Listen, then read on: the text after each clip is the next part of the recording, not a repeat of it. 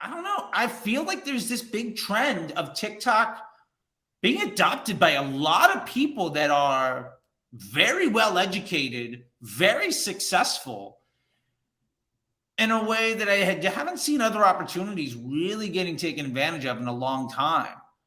And I'm curious if you're on the bullish or bearish side of it, or you just kind of like you haven't made a decision yet. It's so I think what's really interesting about TikTok is if you really want to zoom out on strategy, the incentives behind it's a Chinese company.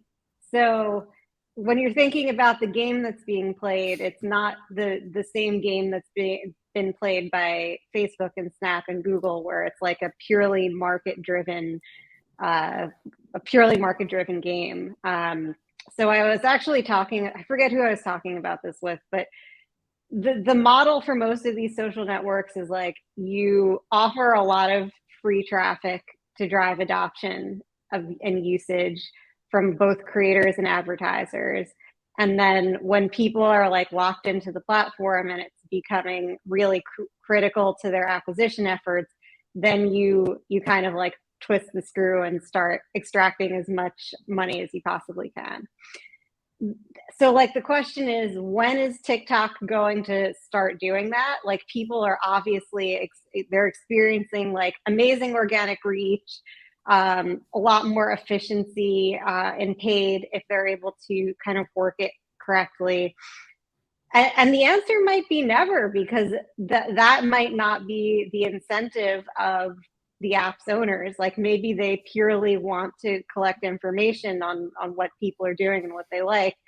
Maybe they're trying to drive Facebook and Google out of business. So like if you're a brand owner, like now zooming all the way back in, these are the games that the advertisers are playing.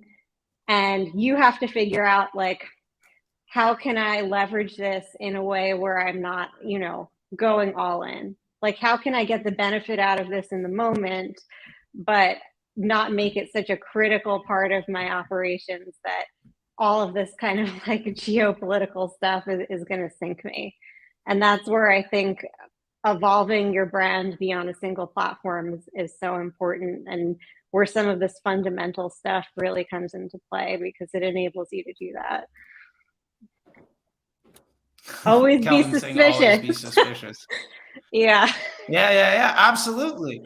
I gotta say, I have not heard that argument from 98% of people, and I 100% back it. And that ultimately what we're doing is we're trying to turn attention into profit as advertisers. And you have to remember the business objectives of your partners. Like Facebook's business objective is user time on site and on app. Like the number one business model for Facebook ads is keep people happy and on the platform. If you make ads people want to see, you're going to pay record low CPMs. Like people in my MBA program, they were complaining during Black Friday in December that like their jewelry CPMs went to like $12 and $15. Like they spiked 50%. And like, I get it. Like, I mean, domestic stuff, like the cost goes up. But because you're working to try to make a really good action rate with people, that's feeding into the platform. TikTok's overall agenda, like we don't know it. And they could 100%, like if you look back to, and the reason I would say this is I feel like TikTok is 2016 Facebook. I feel like there's a very similar thing. And I remember 2016 Facebook. Like I was a couple of years in at that point. And if you take the Cambridge Analytica scandal, but you say instead of that being a publicly traded company, it's the Chinese totalitarian government that doesn't give a damn about anybody. I could see them leaning into this as a loss leader for a generation. Like, and on the ad side of it, Facebook is supporting so many legacy efforts.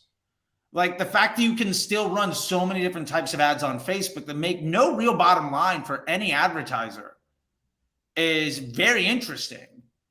But TikTok is basically like, if Facebook only let you run stories ads, only video, and you only had traffic and conversion and lead, that was it.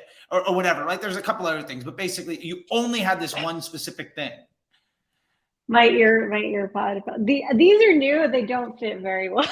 I hear you. I got to constantly work them in. I do the same thing. It happened. I was on a call with I was on a chat with in the DTC coffee shop. I think it was with Raba and Cody Plofker, and my ear thing just fell out. I was like, and then my dog nearly had to chase him around, whatever. And luckily, they were on a conversation, so it was beautiful. But I love what you're bringing up here, because ultimately you have to understand the unit economics of your business, but also your vendors and your partners. And I think it is 100% in TikTok's not altruistic, but just what is their unfair advantage in the marketplace? Is that ultimately they can afford substandard profit margins on their inventory in the ad space, effectively in perpetuity, because they're backed by not a VC. They're not a publicly traded company in the United States on NASDAQ, right? Like, their unfair advantage is they don't need to play the game of capitalism to the same rules as anybody else does. And as long as their product is good, which I'll give it to them, like their use case, their actual product user experience is phenomenal. Mm-hmm. I don't see anybody having a chance to really play that same game against them, which means that if you can get good at understanding how to play the game that they want, I feel like you've got an unfair advantage for a long time. And the odd thing is, to go back to that Yiddish saying of, where it begins is where it ends. The best ads that I grew up knowing were like, the Coca-Cola commercial with the polar bears.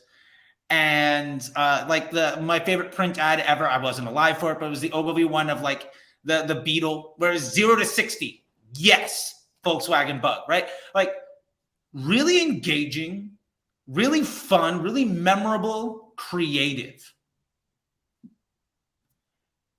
And TikTok basically brings us all the way back full circle to like, is this a good ad? And if you have a good ad, I don't think, like, you need to be running an absolutely terrible business to fail if your advertising is good. And I think TikTok gives you that unfair advantage where people are going to be able to, like in 2016 Facebook, produce opportunity before they get their business model together. I don't know what you think about that, but that's what I'm extracting out of what you're saying. And that's where my angle of all of that is. Yeah, I mean, I agree that from like a cost perspective, it's the platform's in a similar place. They're not in the phase where it's like the platform itself is hyper optimizing for their own profit yet.